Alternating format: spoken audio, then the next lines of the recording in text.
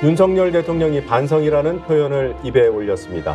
대통령 직속 자문기구인 국민통합위원회의 정책 제언들을 제대로 반영하지 못했다는 데 대한 자책과 반성이었습니다.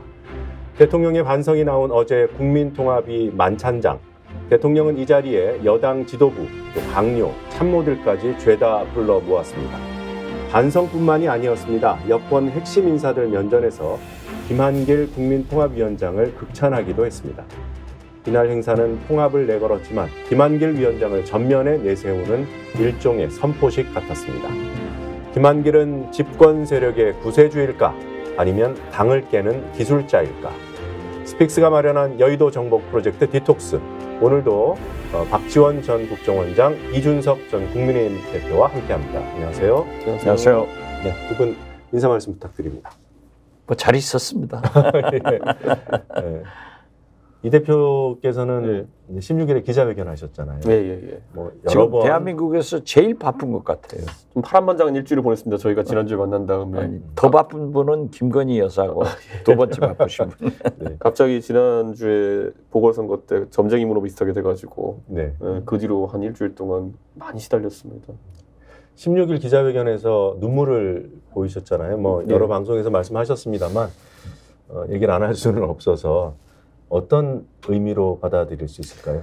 저는 의총이 그 직전에 있었는데, 그 전날 밤에 있었는데 너무 무기력했어요. 그러니까 저희가 김종인 이준석 체제 3번 연달아 이겨가지고 지는 법을 까먹은 건지, 지고 나서 의뢰 있는 반성이라든지 아니면은 뭐 의원총회라는 게 뭡니까? 원래 의원들의 총의를 모아가지고 어떤 건의를 하고 이런 건데, 이번엔 누구나 강서구청장 보궐선거의 패배에는 윤석열 대통령이 주도한 선거라는 그 문제점이 있었다는 걸 알면서도 입 밖에 꺼내지도 않고 뭔가 용산 대통령실에 직접적인 건의를 하지도 않고 그냥 복지운동하는 걸 보면서 야, 이거 가만히 놔두면 큰일 나겠다 이런 생각이 들었습니다.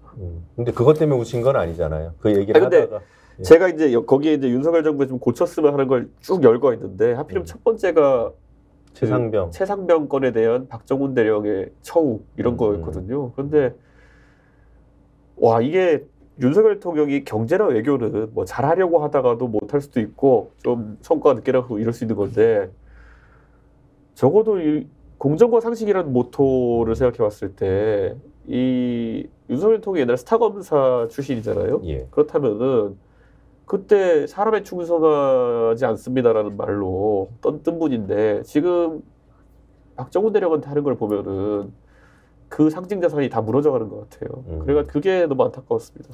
박 원장께서는 이별의 눈물 아니냐 이렇게 의미 부여를 하셨던데 여전히 유효합니까? 저는 먼저 이준석의 눈물은 진심이다. 그리고 이렇게 대통령 선거, 지방선거 해놓고 내가 나가는구나. 그래서 회한이다.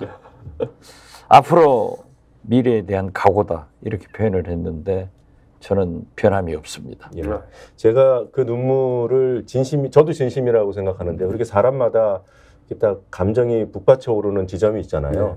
근데 제가 진심이라고 판단하는 이유는 다른 데 있습니다. 안경 렌즈가 없는데 그 안으로 손이 들어가시더라고요. 그러니까요. 그 본격적인 주제 토론 들어가기 전에 제가 시청자 여러분들께 양해 말씀을 구해야 되겠습니다. 제가 몸 관리를 잘 못해서 감기에 좀 지독하게 걸렸고요. 이렇게 옆에 아크릴판을 세워두고 진행을 하게 된 점 양해를 구하겠습니다. 자, 첫 번째 주제 확인하고 오겠습니다. 인트로 영상 보시겠습니다.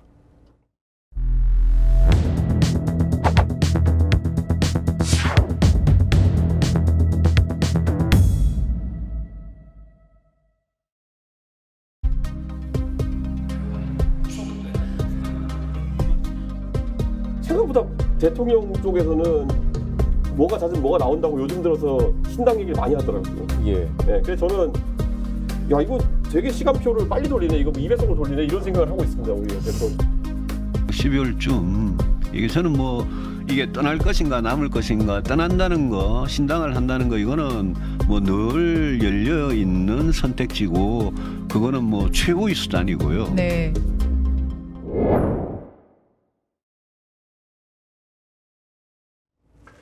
네, 윤석열 신당론 점점 그 소리가 크게 들리고 있습니다. 두 분께 이 부분에 대한 분석, 전망 이런 거 여쭤볼 텐데요.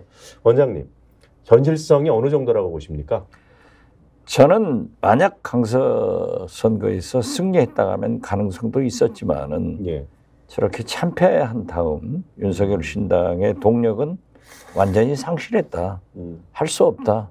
그래서 소위 윤석열 대통령의 멘토라고 하는 심평 변호사도 부정적으로 얘기를 했더라고요. 물 건너 가버렸다. 그렇죠. 물 건너 갔다. 그렇지만은 검찰 공천은 과감하게 할 것이다. 그렇게 봅니다. 국민의힘을 좀 더 유리하게 그 유지하면서 유리하게 써먹겠다. 이렇게 그렇죠. 지금 거죠? 이번 의원총회를 보더라도 아무런 얘기를 못 하잖아요. 동의하십니까? 그냥 하고 싶은 게 많은데 하나도 되는 일이 없는 거예요. 그러니까 야 뭐라도 이 상황을 타개할 아이디어 갖고 와라 계속 이러고 있는 상태인 거예요. 지금 머릿속에 그득하신 생각이 뭐겠습니까? 원래 하고 싶은 거 많았거든요. 네. 근데 지난번에 구속영장 기각부터 해서 꽉 막혀버렸어요. 예. 그런 상황 속에서 새로운 시나리오를 가져오라고 해도 가져오지도 않고 그럼 어쨌든 원래 오던 대로 한 1, 2, 3, 4, 5단계 실패했지만 6단계부터 꺼내보자 해서 이제 신단계가 나오는 거거든요. 근데 저는 김한길 위원장이 중심에 선다는 것 자체로 지금 대통령에게 남아있는 지지층이라는 것이 소위 콘크리트 보수층이라는 것인데 굉장히 이거는 희한한 지점이다. 김한길 대표의 이력을 지금까지 봤을 때 결국 보수가 잘못되는 방향으로 계속 이제 정당 활동을 해오시는 분이거든요. 뿌리가 민주당에 있죠. 보수와 경쟁하는 방향 쪽에서 정치를 해오신 분이거든요. 그런데 이분이 갑자기 뭔가 국민 통합의 주축에 서겠다고 하는 것도 많은 사람들이 의아했을 뿐더러 지금 시점에서 많은 사람들이 주목하지 않는 한 가지를 제가 이렇게 말씀드리면요. 그 얼마 전에 한전 사장으로 김동철 전 의원이 임명이 되셨어요. 예. 저도 뭐 그런데 바른미래당 하면서 김동철 의원님 알고 교류하지만은 또 좋은 분이지만은 보수의 원로들이 굉장히 화났습니다. 그거 보고. 네. 정무적인 인사를 아니면 정치인 출신의 인사를 한전 사장에 넣겠다는 생각이었으면은 사실 이것도 특이하긴 한데 원래 한전은 전문성이 좀 필요하다고 사람들이 보고 있는데 적자도 많고요. 보통 그래서 정치인 출신들은 도로공사 많이 갑니다. 도로공사는 정책 운신의 폭이 좁다는 생각 때문에 그 뭐 요금 정하고 이런 정도의 판단 정도 하면 된다는 생각 때문인지 몰라도 도로공사 많이 보내는데 이번 한전에 보내는 걸 보면서 야 그럴 거면은 보수에서 오랫동안 고생해온 원로들한테 기회를 주지 왜 김동철한테 기회를 주냐 이래가지고 뿔난 상태예요. 그런데 이번에 정당을 재편성하는 어떤 임무 또는 국민통합이라는 거창한 임무까지 김한길 위원장 앞세워서 한다? 그러면은 윤석열 대통령은 보수 주류 원로들과는 거의 척을 지겠다는 생각으로 달려나가는 겁니다. 앞서 보신 영상 속에 그 행사가 하나 있었죠. 그게 이제 어제 있었던 국민통합위원회 만찬 모임이었고요. 이 자리에서 윤석열 대통령이 김한길 위원장에 대해서 뭐 극찬에 가까운 얘기를 합니다. 그래픽으로 준비됐는데 한번 보면서 설명드려 보겠습니다. 네, 대통령이 한 말인데요. 네, 김한길 위원장은 내가 본 사람들 중에서 가장 지치지 않고 일하는 분이다. 저 말이 나온 장소가 이 국민통합위원회 만찬 자리인데 거기에 장관들도 왔죠. 그리고 국민의힘 새로운 당대표들 다 왔고요. 네, 90여 명이 모였다고 하는데 저 정도로 칭찬할 만한 어떤 근거가 있나요? 뭐 대단히 능력이 훌륭한 분이에요. 그리고 적응력이 훌륭하기 때문에 최근에 알려진 바에 의하면 윤석열 대통령이 최소한 일주일에 한두 번은 김한길 위원장과 깊숙한 얘기를 나눈다. 네. 그 재주가 좋으신 분이에요. 그렇기 때문에 윤석열 대통령이 저렇게 극찬했지 않는가 저는 그렇게 봅니다. 조금 전에 이 대표께서 뭐 능력이 있는지는 몰라도 지금 보수 지지층 그 보수 지지층 중에서도 콘크리트 지지층하고는 좀 결이 안 맞는 사람이어서 좀 이상하다고 그러셨잖아요. 그거와 무관하게 그 김한길 위원장에 대한 대통령의 신뢰는 강한 것으로 알고 있습니까? 사실 제가 대선이 끝나고도 김한길 위원장을 따로 본 적이 있고요. 왜냐하면 하도 김한길 얘기가 많이 나오길래 김한길 위원장이 만나가지고 무슨 생각을 하시고 계시냐. 그때도 보면은 대선 때도 새시대위원회라는 딱히 무슨 목적인지 모르는 조직을 운영하고 계셨거든요. 네. 그래가지고 과연 그러면은 그때 보면 막 새시대위원회라고 해가지고 당사 옆 빌딩을 임차해가지고 뭐 거의 창당 작업 비슷하게 준비를 하셨어요. 그 사무실에 가보면 막 포스터에 막 알록달록한 색깔로 당 로고 비슷한 것도 만들어 놓고 이렇게 하셨거든요. 그러니까 이게 선거 내 선대위 조직 중에 하나인데 왜 이런 게 필요하지? 이런 생각을 했었거든요. 그렇기 때문에 대통령이 선거 당선을 넘어서 가지고 뭔가 정계 개편을 목적으로 해서 특임을 준 것인가 이런 생각을 갖고 있었어요. 그래서 제가 나중에 그 용산에 김한길 위원장 사무실이 따로 있어서 찾아뵌 적도 있는데 그때 제가 김한길 위원장한테 한번 여쭤본 적이 있어요. 어떤 걸 생각하시느냐. 그런데 오히려 그때는 따로 뭔가 특임이 있는 건 아니다라는 식으로 그 당시 당대표였던 저한테 말씀하셨거든요. 근데 지금 와서 보니까 사실 국민통합위원회라는 조직이 어떻게 활동해야 하는지 저도 사실 그 과정에서 들었는데 전국 조직을 한 겁니다. 그 과정 속에서. 네. 그러면 정당을 하려고 하는 준비를 하는구나라는 생각을 지울 수가 없었죠. 네, 전국 조직이 왜 필요합니까? 네. 그러니까 김한길 위원장이 그 윤석열 대통령 되는 과정, 그 전에 정계 입문하는 과정에서 중요한 역할을 한 것은 사실이죠. 예전에 입문할 땐 그랬죠. 네. 그러니까 대선에서 뭐 국민의힘 대선 후보가 되는 과정이나 당선되는 과정에서는 기여가 별로 없습니까? 그러니까 대선에서는 김한길 위원장이 중용된 건 맞는데 네. 제가 적어도 보는 한계선 내에서는 무엇을 하셨는가에 대해 가지고는 기록이나 아니면 어떤 도움을 받은 적이 제가 없습니다. 네. 아까 말했던 새시대위원회라는 사무실을 두고 활동하시면서 그때 신지혜 씨 영입 뭐 이런 것들 하신 다음에 그 다음에 사라지셨어요. 예. 그래가지고 새시대위원회를 뭐 해체한다 이러면서 그 뒤로 종적이 이제 대선 과정에서 묘연하다가 그 다음에 이제 대통령 취임하면서 국민통합위원장 맡으신 거죠. 그러니까 지금 김한길 위원장의 역할이 무엇인가가 궁금한 거거든요.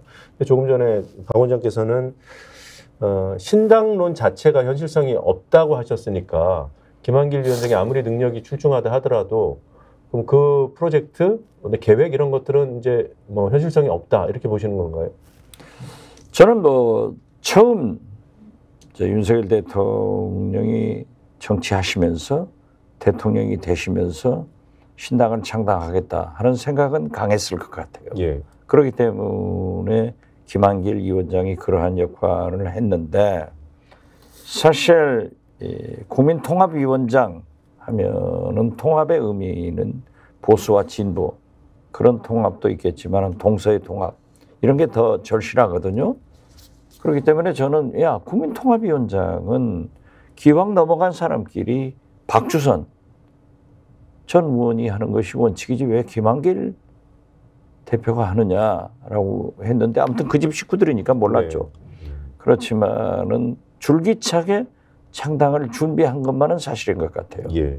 그렇지만은 거듭 말씀드리지만 이제 동력을 상실했고 윤석열 대통령이 뭐 이준석도 유승민도 또 그 사이 까칠하게 하던 안철수, 나경원 이런 분들이 다 평정되니까 이건 내 당이다 해서 생각을 하지 않았다. 저는 그렇게 보고 특히 결정적인 게 누가 이렇게 강서 선거에서 참패할 걸 국민은 알았는데 다 아는 것을 윤석열 대통령은 몰랐으니까 뭐 그런 생각을 했겠지만은 지금은 거듭 말씀드려서 김한길이 아니라 천안길이라도 동력을 상실했다. 저는 그렇게 봐요. 저는 되게 신기했던 게 강서 보궐선거 끝나면 제가 계속 이야기했던 게 뭐냐면은 저도 그 전부터 이미 듣고 있었어요. 그러니까 대통령실에 강서 보궐선거 이긴다는 보고를 올리는 사람들이 있었다 그러는 거예요. 그러면 보통 선거가 이렇게 나오면은 가장 먼저 대통령이 보일 반응이 제 예상으로는 나한테 그렇게 보고한 놈들 다 잘라부터 시작할 줄 알았어요. 근데 그게 드러나지가 않습니다. 그러면 저는 지금 당장 가장 우려되는 게 뭐냐면은 잘못된 정보를 투사했던 사람들이 아직도 중용되고 있네? 이런 거거든요. 물론 선거 결과에 떠밀려가지고 즉각적으로 여론에 밀려서 인사하는 것처럼 보이지 않기 위한 자존심일 수도 있겠으나 오히려 국민은 지금 그걸 원하고 있는 상황이에요. 예. 그러니까 이런 거잖아요. 어제 제가 100분 토론 가서 박용진 의원이랑 토론했는데 김기현 대표가 자료 영상에 이런 말씀하시더라고요. 죽비로 한 대 맞은 느낌이다.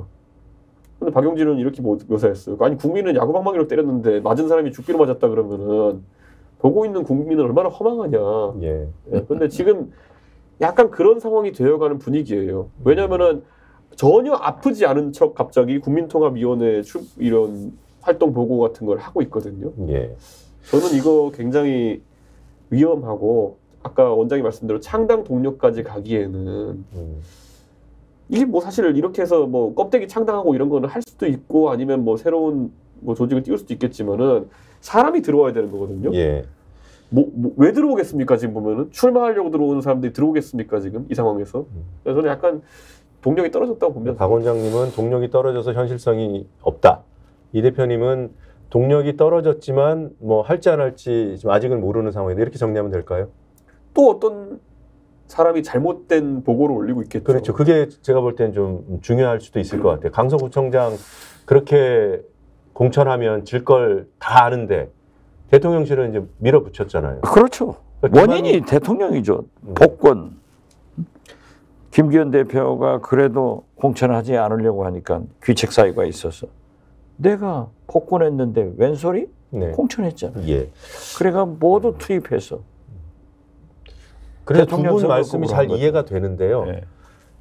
지금 김한길 위원장에 대해서 아까 뭐 거의 덕담에 가깝게 말씀해 주셨지만 사실 뭐 당을 깨는 전문가다 이런 평가도 있지 않습니까?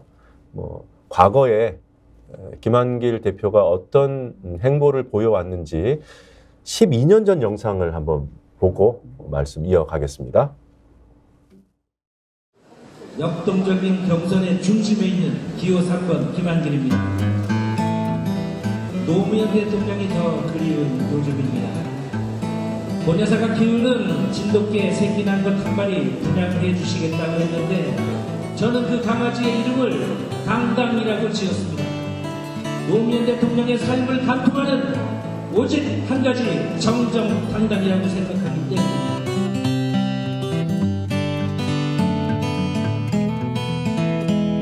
2002년 노무현 대통령 후보를 교체하자는 사람들, 노무현 후보를 떠나는 사람들이 적지 않았습니다.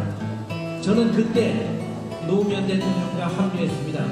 노무현 대통령 만들기를 결코 포기할 수가 없었기 때문입니다.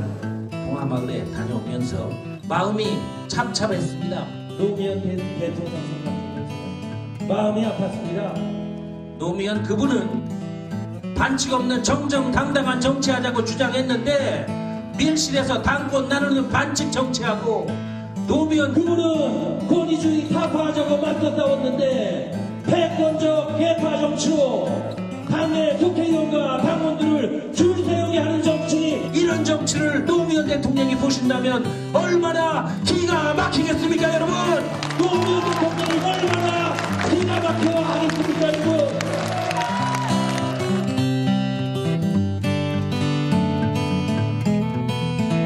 열린우리당이 사실상 둘로 쪼개졌습니다.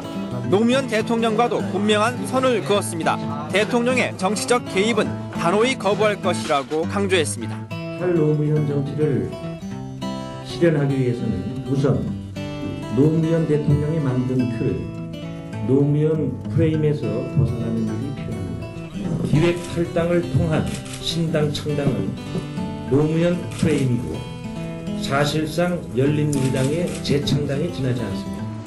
노무현 프레임을 제대로 극복해냈다면 우리 정동영 후보의 경선 승리, 대선 승리 가능하다. 18대 총선 불출마를 결심하게 된 것입니다. 오만과 독선의 노무현 프레임을 끝내 극복하지 못한 데도 책임을 느낀다고 했습니다. 정계 은퇴 의사까지 밝혔습니다.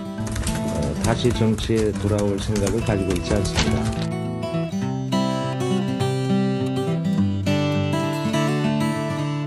저는 정권을 빼앗긴 데에 대해서 책임을 느끼고 이 정치에서 한 발 물러서 있었으니까 이제 정권을 되찾아오는 데 기여할 책임도 있다.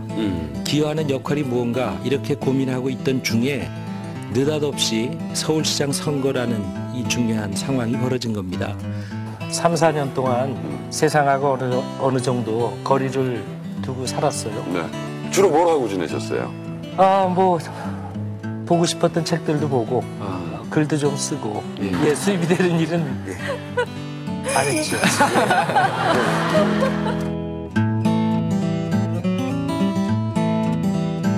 가장 노무현 같지 않은 정치하면서 마치 노무현의 정신을 계승하는 것처럼 보였다는 노무현 대통령이 보신다면 얼마나 기가 막히겠습니까, 여러분?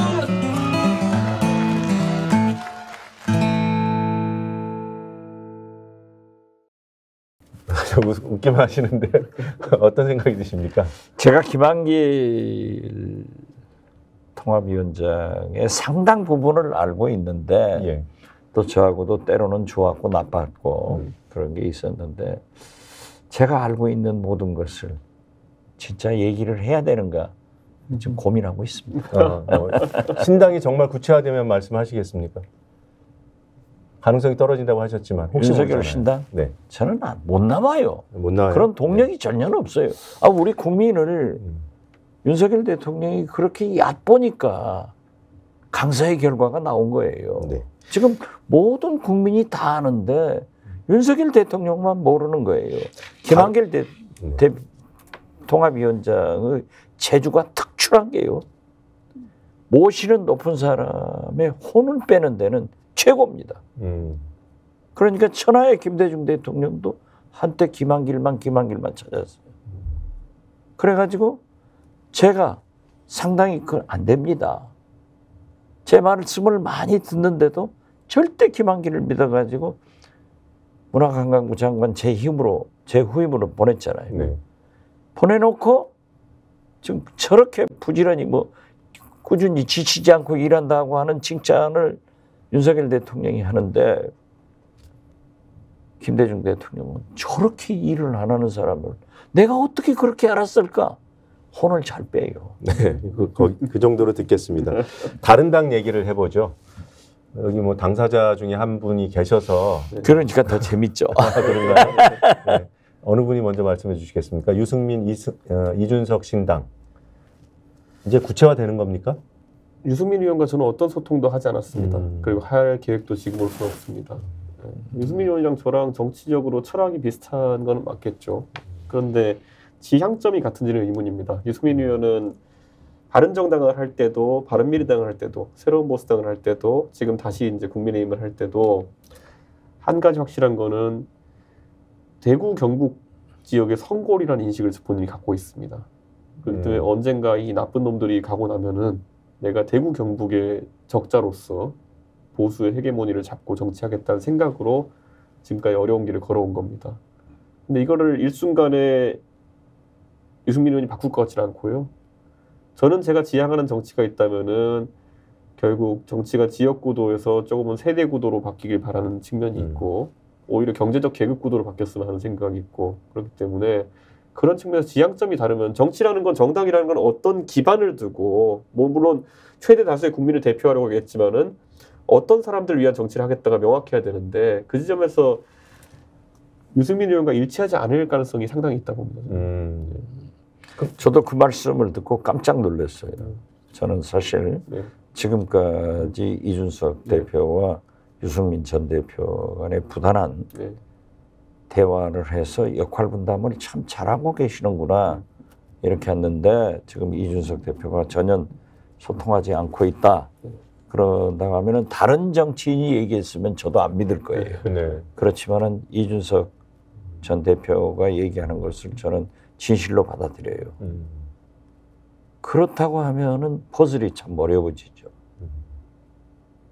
그런데 저는 작년부터 줄기차게 윤석열 대통령의 저런 불통, 고집, 저런 분열의 정치 결과 반드시 보수가 분열할 거다. 그 중심에 이준석, 유승민 이런 분들이 설 것이다. 지금도 저는 그 생각을 하는데 거의 비슷한 시간에 이준석 대표도 유승민 전 대표도 그 신당 창당에 연기가 피우는 네. 그런 말씀을 해서 대화를 하고 있었는가 했는데 안 한다고 하니까 저는 뭐 말씀 들으니까 걱정되는 것 중에 하나가 지금 이 대표 하신 말씀이 유승민 전 의원은 TK의 성골이라는 인식을 가지고 있다. 그게 한계다 이렇게 말씀하셨잖아요. 그러면 이제 전략입니다, 본인의. 그러니까 한계라기보다는 항상 그걸 지향해 오신 분이기 때문에. 그런 말씀을 해주셔야지 안 그러면 이제 싸움 붙이려고 할 거라고요, 언론들이. 아니 근데 그래서 사실 저희가 바른미래당 할 때도 생각해 보면은 제가 냉정하게 말씀드리면은 나중에 민주평화당 계열과는 함께 못하겠다 그래가지고 그때 민주평화당이 따로 별도로 이제 국민의당에서 떨어져 나와가지고 당을 형성한 거 아닙니까? 네. 그때 보면 유승민 의원이 그 소위 호남 정치의 가치라고 하는 것들을 같은 당내 편입하는 것에 대해서 굉장히 부담을 느끼고 있었어요. 예, 그게 뭐 그래서 이제 바른미래당이 상당히 작은 규모로 축소되어서 시작하게 된 그런 계기가 됐지만은 저는 유승민 의원의 그 뭐랄까요? 사실 2016년부터 계속 이어진 유승민 의원이 힘듦 속에서 본인이 7년 가까이 지켜온 가치이기 때문에 지금 특정한 상황 속에서 그걸 버릴 거라고 예상하지는 않습니다.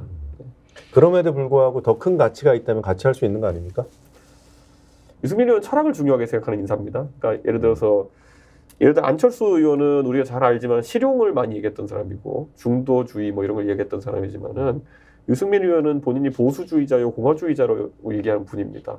그렇기 때문에 조금 궤가 다릅니다. 3당을 했다 하더라도. 그래서 저는 이거는 뭐 경직되었다 이런 얘기보다는 굉장히 본인의 신조에 충실한 사람이기 때문에 만약에 당을 한다 그랬을 때 그런 아이디어와 완전히 동조되는 분들은 같이 할 수 있겠지만은 특히 바른미래당의 경험 때문에라도 이념적으로 약간 차이가 있는 분과 같이 하기 어려울 거다 이런 생각을 합니다. 제가 이제 소위 문재인 대통령이 당선하는 선거에 안철수, 유승민, 홍준표 이 세 분이 함께 출마했잖아요. 저는 안철수 신당 국민의당 대표였고 상임위원장이기 때문에 이제 후보 단일화를 얘기하자. 그렇게 해서 물론 유승민 의원을 직접 만난 건 아니에요. 아 맞다. TV 토론에 등장하셨다. 그래서 아니요. TV 토론은 아니고 그 마쿠에서 이제 3당 대통령 후보들의 단일화를 얘기하는데 지금 이준석 대표가 지적한 대로 그게 나오더라고요. 홍준표, 안철수 이런 분들은 굉장히 플렉시블해요. 네. 융통성이 있어. 이 정체성 문제에 대해서, 대북 문제에 대해서. 그러니까 소위 김대중의 햇볕 정책을 이해를 하고 컴프로마이즈 할 수 있다 하는 건데 유승민 후보는 단호하게 햇볕 정책을 폐기하고 지금까지 그러한 햇볕 정책을 펴온 김대중 정부를 대표해서 사과해라. 네. 그래서 나는 그건 할 수 없다. 그래가지고 깨진 적이 있어요. 그런데 저는 국회에 있으면서 유승민 대표가 굉장히 경제적으로나 경제 실력이나 여러 가지 좋아요. 그래서 참 유승민 대표 같은 사람이 비록 우리하고 당은 다릅지만은 한번 잘 됐으면 좋겠다. 이런 얘기를 늘 했는데 한번 유승민 대표가 저를 만나자 하더니 선배님 그렇게 밖에서 칭찬하지 말고 같이 합시다. 그래서 안에서 나를 도와주십시오. 그래서 내가 이런 지하에 당신하고는 절대 같이 할 수 없다. 정체성이 완전히 다르다.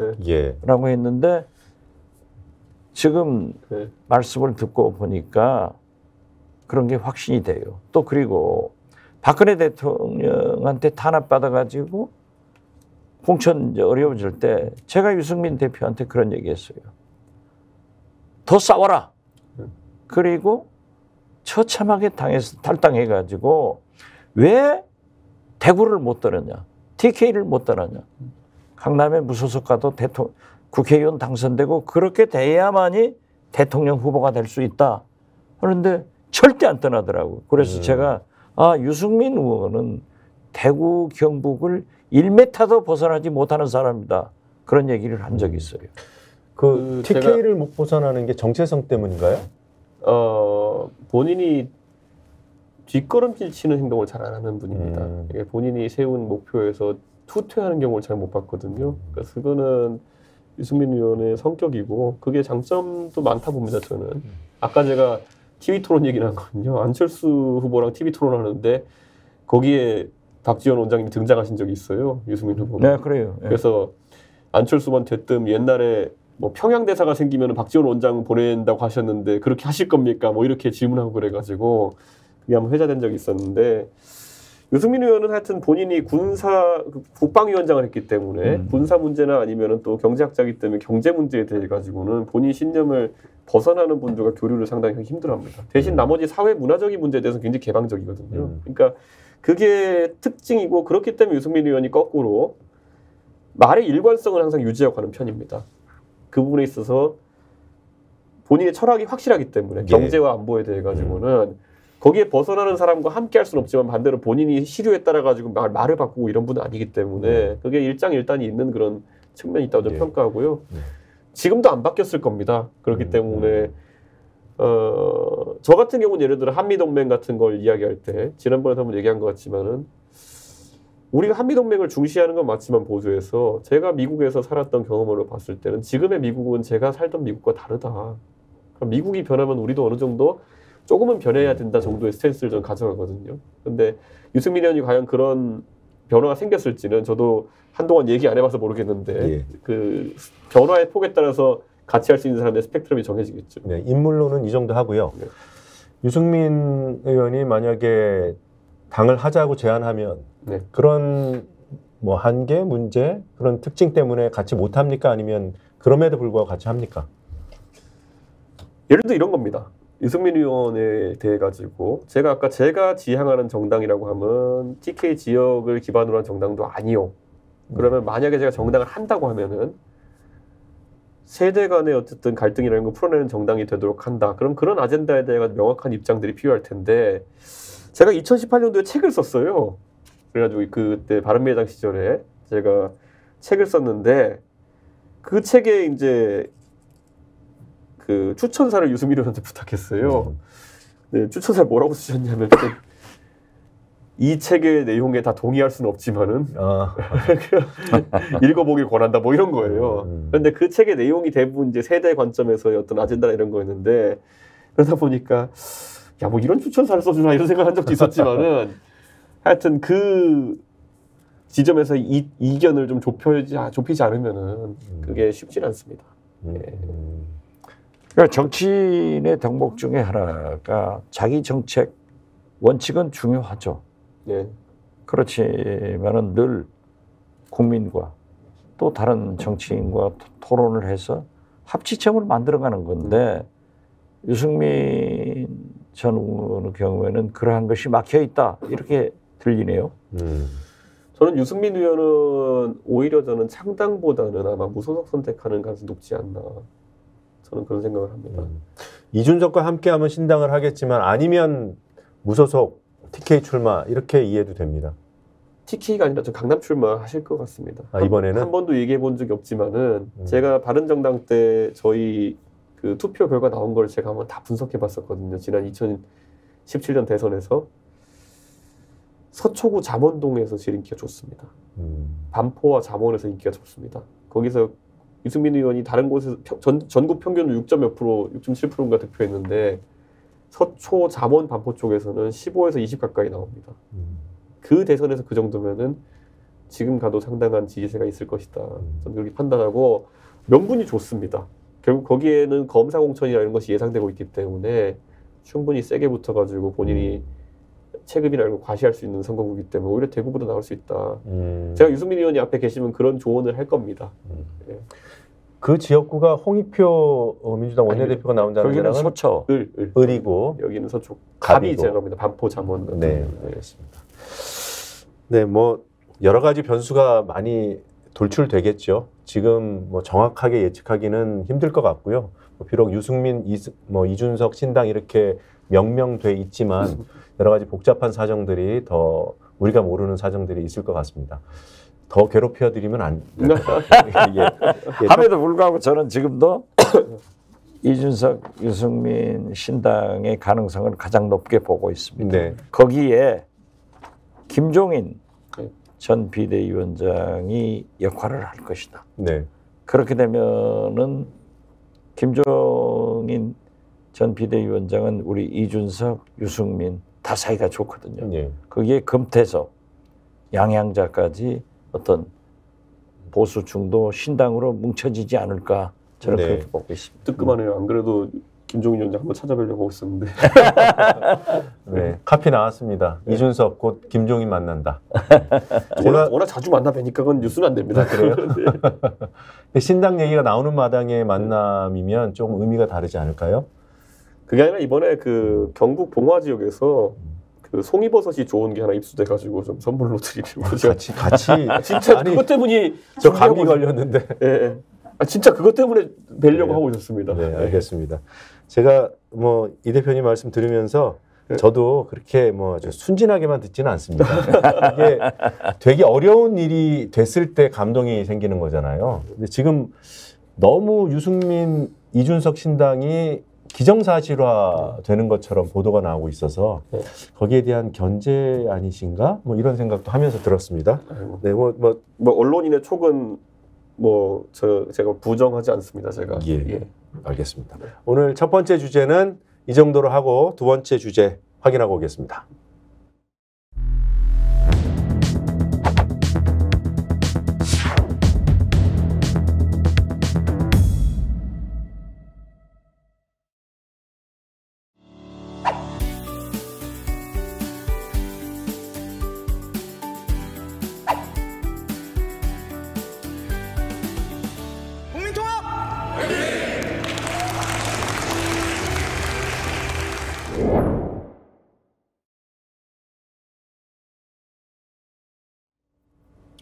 여러분 보신 영상 앞부분에 대통령 모습이 보였고요. 또 옆에 수석 비서관들입니다.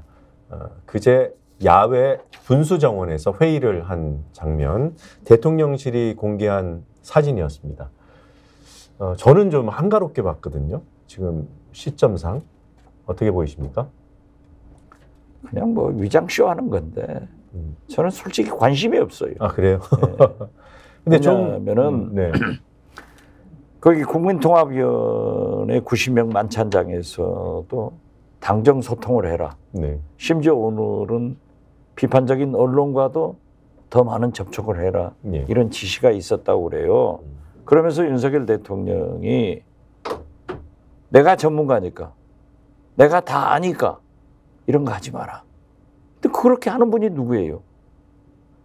다 알고 네. 다 전문가라고 자처하는 분이 누구냐고요.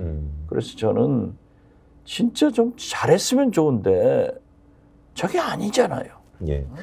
지금 대통령 관련 행사에서 나온 그 뭐 회의에서 나온 메시지가 소통, 통합인데 이것만 놓고 그렇죠. 보면 예. 뭔가 이 통치 국정 운영 스타일을 바꾸나 이런 느낌을 주기는 합니다만 저렇게 만나는 것은 소통도 통합도 아니고 짬짬이에요. 네.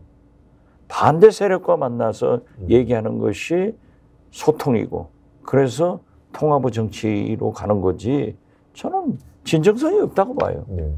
아니, 대통령 입장에서 좀 명쾌하게 뭐 반성한다, 앞으로 바꾸겠다 이럴 수 있는 거 아닌가요? 그게 뭐 본심과 다르더라도. 저는 제가 이제 이런 뭐 소통을 하겠다 이런 갑자기 그러니까 나오는 이런 기사들에 대해서 가끔 이게 뭐 대단한 일인가라는 생각을 하게 돼 있거든요. 밖에 나가가지고 수석 비서관들이랑 뭐 이 테이블에 앉아가지고 이야기하는 모습이라든지 회의는 회의장에서 해야죠. 네. 예, 저거는 소풍 가는 세팅의 그거고 예전에 우리 당에서 그렇게 비판했던 조국, 임종석 텀블러 들고 걸어가는 사진 이런 것과 크게 다를 게 없는 그냥 홍보용 사진이거든요. 그러니까 저는 저런 것보다는 실체적으로 그러면은 무엇이 바뀌었냐를 보궐선거 이후에 사람들이 체감할 수 있어야 되거든요. 그러면은 막힌 데를 한 번에 뚫어줄 수 있는 것들이 있습니다. 제가 지난번에 그래서 기자회견하면서 간곡하게 호소했던 게 뭐냐면은 최상병 건에 있어가지고 전격적으로 다른 방향으로 간다든지 아니면은 홍범도 흉상 이전이라는 것에 대해 가지고 국민들이 여기에 꽉 막혀 있는 거거든요. 예. 그럼 이 혀를 한 번에 뚫어줄 수 있는 거는 국민 여러분 지금까지 이념에 제가 너무 치우쳐가지고 이런 흉상 이전 문제 같이 민생과 관계없는 문제로 너무 국민들을 심란하게 해드린 것 같습니다. 상징적인 조치로 이거 당장 저는 전면적으로 취소하도록 하겠습니다. 이 계획을. 네. 이러면은 딱 명징하잖아요. 예. 아, 대통령이 생각을 바꿨구나 이렇게 되는 거잖아요. 근데 지금은 국민들이 문제 삼은 것들은 다 제껴놓고 다른 방향을 하나 제시하면서 이 앞에 오류를 인정하지 않는 거잖아요. 이제 기자회견할 때 그랬어요. 17개월간의 그 오류를 인정해달라. 네, 그게 중요한 거거든요. 네. 그 인정하는 모습 보고 싶었던 거거든요. 그런데 그냥 지금은 그게 아닙니다, 메시지가. 네. 지금 사실 이제 할로윈 데이가 10월 31일이 곧 가까워지잖아요. 네. 그 1년 전에 이태원 참사로 159명의 젊은 청춘이 국가의 잘못으로 희생됐는데 지금도 넘겨버리잖아요. 네. 그때 행안부 장관이 여전히 있죠. 네. 예, 이런 것들이 그러니까 오송 참사도 그대로 가고 네. 이런 것 때문에 국민이 막혀 있는데 대통령은 국민이 하는 것을 안 하는 거예요. 네. 그리고 저렇게 뭐 한가하게 저는 아니죠. 예. 그래픽 준비된 사진 하나 더 보겠습니다. 조금 전에 저희들이 말씀드린 거는 이제 수석 비서관 회의를 분수정원에서 좀 여유롭게 한가롭게 소풍처럼 했다는 부분을 말씀드렸던 거고, 국민통합위원회에 어떤 글귀가 내걸려 있는지 한번 확인해 보겠습니다. 그래픽 넣어주세요. 네, 지금 국민통합 밑에 우리가 걸어가면 길이 됩니다. 우리가 걸어가면 길이 됩니다.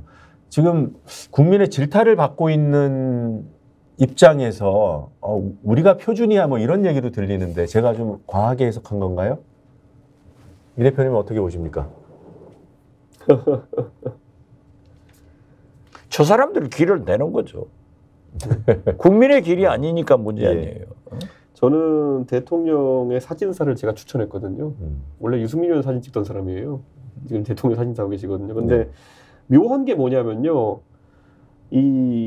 우리가 이제 북한 사진 보면은, 아니면 중국 사진 보면은 어디에 섰나 갖고 이제 서열 순위를 판단하잖아요. 근데 저는 이 사진에서 그냥 가장 상징적으로 느껴지는 게 뭐냐면은, 우리 보는 방향에 봤을 때 좌한길 우기현이거든요. 네. 네. 이거는 좀 의미 있는 사진인 것 같습니다. 네. 이게 정당 대표가 월등하게 서열이 높은 상황 속에서 이렇게 좌한길 우기현 해놓고 그 옆에 윤재욱 원내대표 이렇게 세운 거는 사실상 국정 운영의 절반, 왼쪽 절반 정도를 김한길 위원장이 주도하는 모양새로 선포한 거거든요.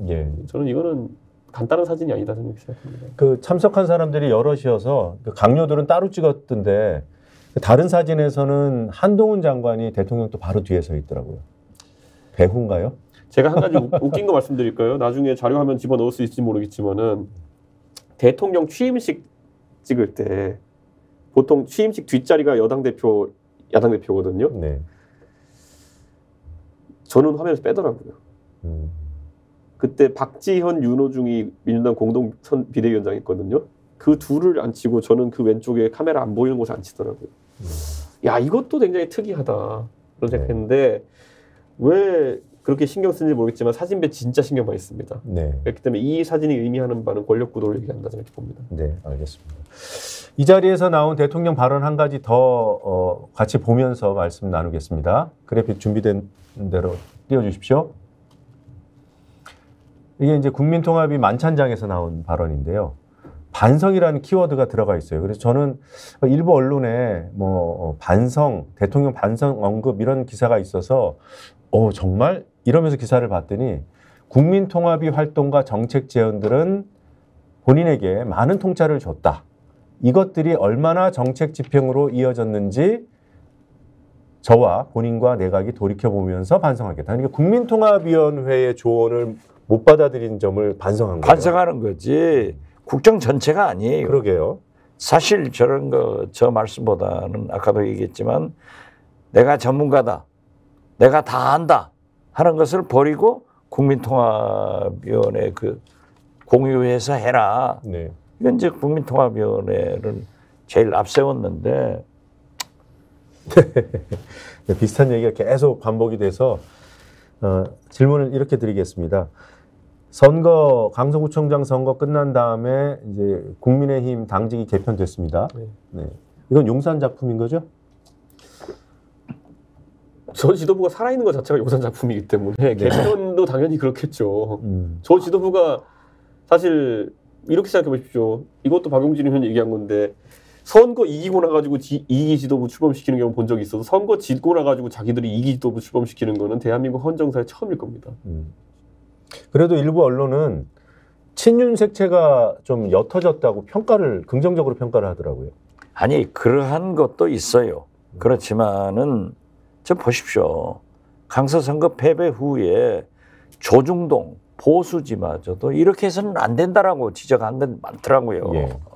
그리고 소위 보수에 거두라는 그 김대중 조선일보 고문도 지난주 칼럼을 보면은 물론 이재명에 대해서 차근차근 지적을 했어요. 예. 말미에 이제 이재명 대표를 사법 처리해서 하겠다 하는 것은 끝났다. 네. 이제는 투표로 승리를 해야 되는데 내년 총선마저도 필패를 하면은 윤석열 정권의 존재 의미가 없어진다. 예. 이거예요. 그렇기 때문에 저는 일부 언론에서 지금 뭐 좋은 용비어천가를 쓰는 것이 문제가 아니라 그러한 언론들도 사설이나 칼럼 등에서 윤석열 대통령한테 반성하라고 예. 다시 출발하라고 하는데 당신만 저렇게 김한길 데리고 놀고 있으면 되냐 이거지. 예, 논조가 바뀌고 있긴 하더라고요. 네, 김기현 체제 2주 정말 못 가는 겁니까? 저는 2주가 아니라 원래 최고위라는 거는요. 정당의 최고 지도부고 그 여당의 대표를 하면 뭐 의전설 6위 자리입니다. 그러면은 그에 맞는 권위가 있어야 되는 것이거든요. 근데 지금 권위를 다 상실했습니다. 네. 네. 저 지도부가 예를 들어서 본인들이 말하는 것처럼 선대위를 조기 출범시키겠다, 아니면 뭐 공관위를 조기 출범시키겠다, 선거기획단을 출범시키겠다, 혁신을 출범시키겠다. 그 모든 하부 조직의 권위는 최고위에서 나옵니다. 예. 그럼 최고위에서 다 패장인데 정말로 누가 들으려 하겠습니까? 제가 이렇게 비유하잖아요. 이게 원균이 들어가 있어서 약간 민감하긴 한데 신천령에서 대패를 당한 다음에 그 장수가 만약 원균이 살아남아가지고 명량해전 때 가가지고 12척 가지고 야 우리 한번 다시 해보자 그러면 다 도망갔을 거예요. 그나마 이순신 장군이니까 뭐라도 있겠지 하면서 버텼던 거지 얼마나 당황스럽겠습니까? 예. 원균이 그 자리에 또 있었으면은. 그래서 저는 이 기회를 세우려고 그러면은 최소한 장수는 교체되어야 된다. 그런데 장수가 교체되지 않은 상황 속에서 장수라 하면 선출직들이죠. 아니면 이게 최고위가 비대위로 교체되지 않은 상황 속에서 이제 소위 말하는 실무 참모들만 바꾼 겁니다. 그렇다 하더라도 뒤에 용산이 있으면 버틸 거 아닌가 이런 생각도 들어요. 그래서 2주 최대 2주밖에 못 간다. 2주 안에 그러니까 김기현 대표가 물러난다는 뜻이잖아요. 저는 이렇게 봅니다. 저는 대통령께서도 이 체제가 지속되지 어렵다는 거를 모르진 않았을 거라고 봅니다. 하지만 우리가 다 알듯이 이번 지도부를 출범시키는 과정 속에서 당신께서 상당한 무리수를 두셨거든요. 그러니까 앞에 이준석, 유승민, 안철수, 나경원 다 날려주신 거 아닙니까? 그랬기 때문에 김기현 대표 체제가 정상적으로 돌아가지 않는 것은 모두가 자신의 책임일 것이니까 여기서 만약에 본인이 어떤 외력을 행사해가지고 김기현 대표가 물러나는 양식이 되게 되면은 아마 국민들이 또 그걸 지적할 거다 이렇게 생각할 겁니다. 그래서 저는 이렇게 비유할게요. 삼국지 보면 또 나오는 게 이런 거잖아요. 조조가 이제 순욱을 정리하려고. 근데 순욱이 워낙 공이 많고 아니면 순욱이 옛날에 그랬으니까 너 죽어 이렇게 하기에는 부담스러우니까 보는 눈이 있으니까 빈 밥그릇을 도시락통을 보내잖아 이렇게 해가지고. 그래서 내가 너한테 줄 거는 빈 밥통밖에 없다. 그렇게 해가지고 빈 밥통을 보고 순욱이 아 나한테 가라고 하는 거구나. 스스로 가라고 하는 거구나 하고 가잖아요. 그런데 지금 김기현 대표에게 보내는 시그널은 나는 당신을 자르지 않겠다. 그러니까 당신이 알아서 해봐라 하지만은 보십시오. 바로 아까 언급했던 보수 언론들이 다 비토를 놨잖아요. 보수당이라고 하는 것은 제가 그냥 반농담 말씀드리면요. 당대표 저 빼고는요. 모든 당대표가 제가 지금까지 찾아봤어요. 다 아침에 모두 발언을 보좌진한테 맡겼거든요. 그러면 전부 다 야밤에 나온 조선일보, 중앙일보, 동아일보 사설을 버무려가지고 모두 발언이 나옵니다. 그만큼 정신적 영향을 많이 받아요. 조선일보, 중앙일보, 동아일보에서. 네.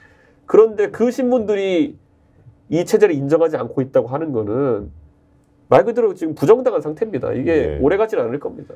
그러면 김기현 체제가 이주대로 끝난다는 것은 저는 그렇게 해석하겠어요. 이준석 대표가 면전에서가 하는 말이 아니라 조기 퇴진한다는 그런 표현을 그렇게 이주로 표현했구나라고 생각했는데 어떻게 됐든 김기현 체제가 오래 간다고 생각하는 국민이 없어요. 예. 언론계도 없어요. 오늘 또 제가 그 대통령실 출입 기자 5분하고 점심을 먹었는데 내가 물어봤더니 얼마 가겠어요? 하는 얘기예요. 네. 그런데 결국 김기현 체제를 인정하지 않고 바꾸면은 누가 복권했어요? 누가 공천했어요? 누가 전국선거로 격상시켰어요? 누가 지역감정 불러일으켰어요? 이 책임이 윤석열 대통령한테 가기 때문에 방패 막이로 거기다 앉혀놨지만은 김기현 대표에게는 뭐만 남냐? 정계 은퇴만 남아있는 거예요. 자기가 얘기했잖아요. 총선을 패배하면 나는 정계 은퇴하겠다. 예. 그러니까 뭐 김기현 대표는 자진 사퇴의 형식으로 조기에 퇴진한다. 네, 뭐 그렇게 이해가 됩니다. 인사가 안 될 겁니다. 그러니까 네. 지금 이제 하부 인사를 해야 될 것이고 본인이 말했던 조직들이 있잖아요. 예를 들면 혁신이라든지 이런 것들.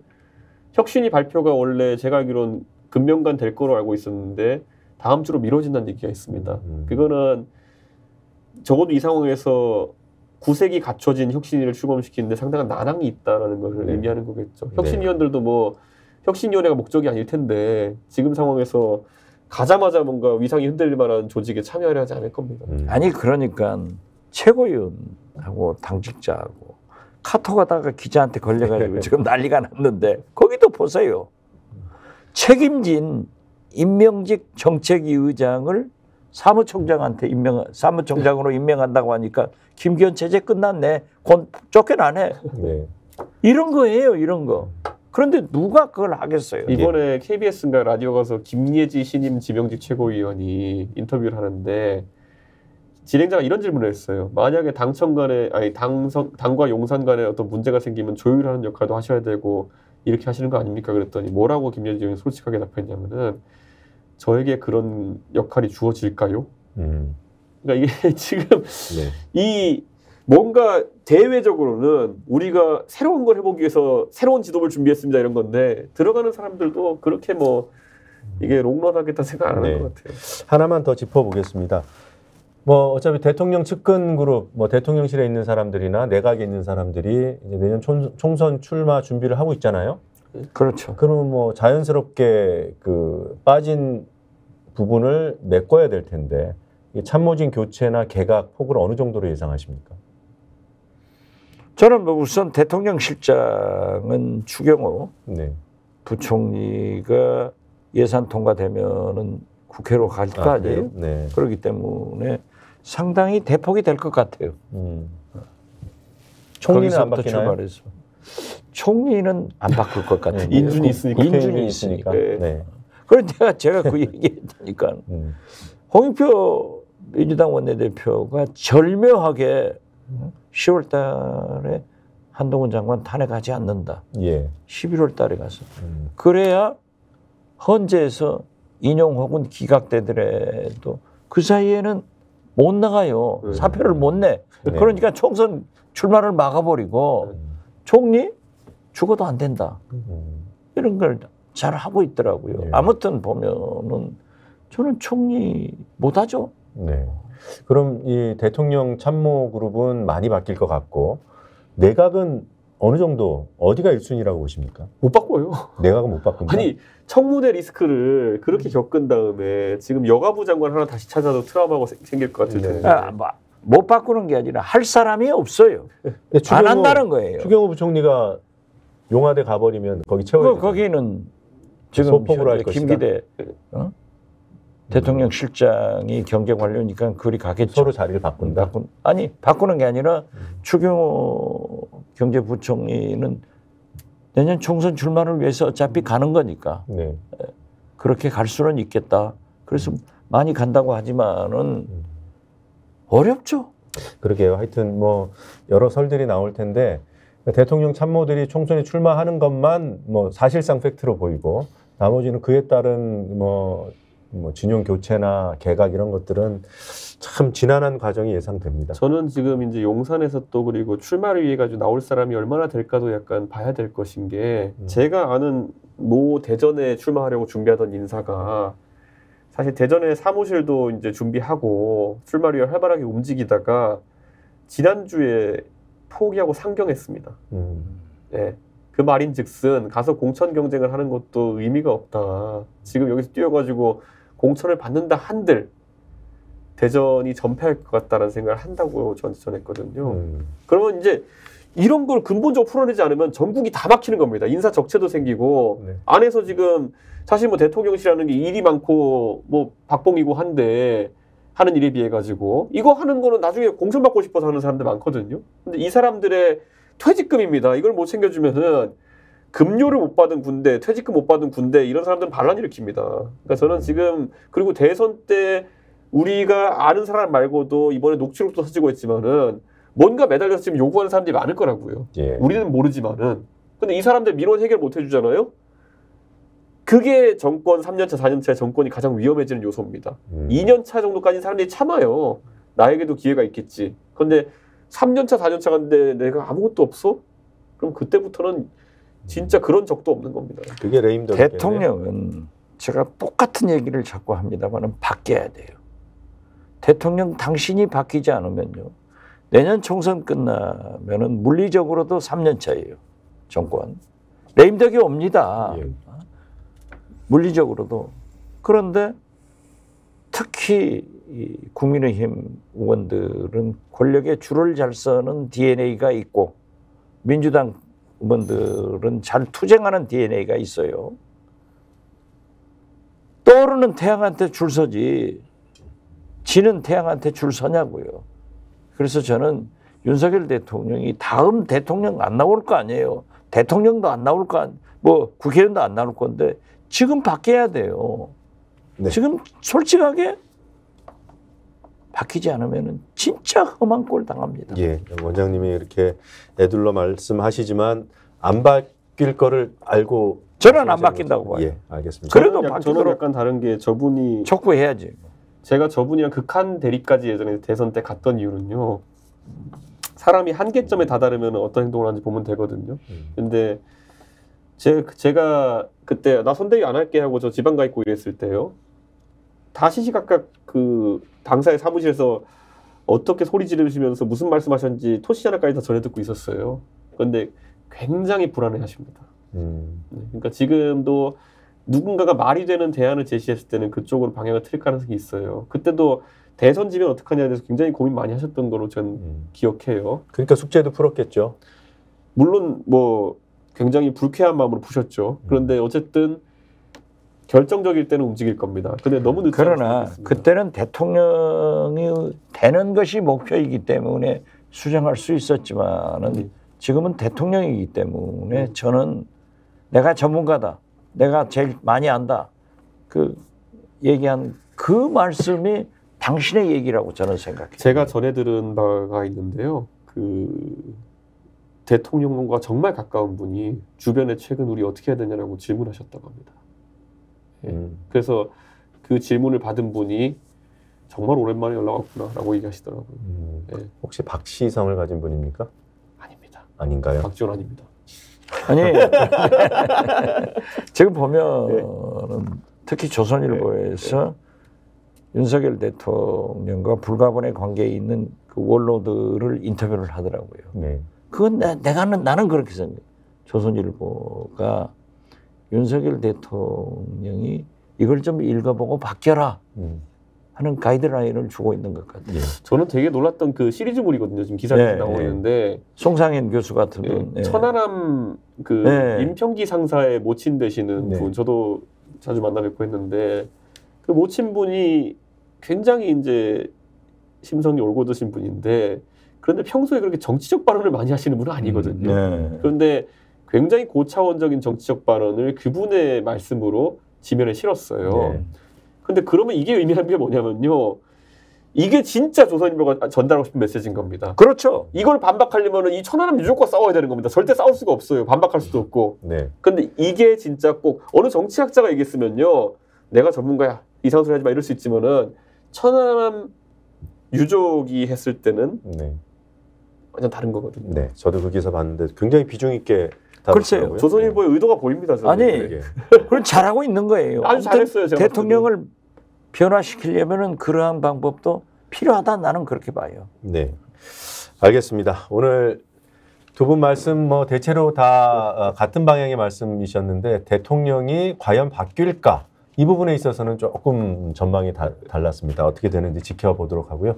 오늘 디톡스 준비한 두 가지 주제 토론은 여기서 마무리를 하고 잠시 뒤에 건강에 좋은 주스로 마무리하겠습니다.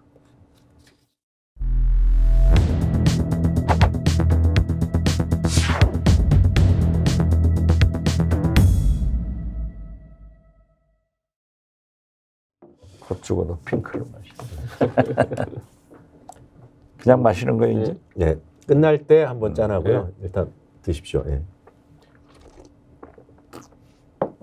아까 이제 뭐 참모진 교체, 개각 이런 얘기 다 이제 총선하고 맞닿아 있으니까 안철수 의원은 어떻게 합니까? 김은혜 수석이 나올 거 아니에요? 김은혜 나가지 뭐. 아니, 그러니까 그게 제일 난감한 게 도대체 뭘 하고 싶어하는지 알 수가 없으니까 예. 평가를 할 수가 없어요. 그러니까 이게 제 지금 생각으로는 이분이 지금 갑자기 급발진하시는 게 김기현 지도부의 실패를 예상하고 거기에서 결국에는 대통령이 자신을 좋아하지 않는다는 걸 아니까 어르신들에게 당내 어르신들에게 절 좀 봐주세요. 저 잘하고 있죠를 하시는 것 같은데 그래서 이제 아이템으로 잡은 게 이제 이준석 때리기인 것 같은데 일장추몽입니다. 일장추몽 아니고 추몽이다. 가을에 정말 길고 긴 허망한 꿈입니다. 예. 비슷하게 전망하시나요? 그분은 안 돼요. 네, 그만 듣겠습니다. 욕심이 많아. 내가 얘기하니까 나랑 같이 했는데 내가 당대표인데 이게 우리는 뒤로 물러서자. 김성식 당대표.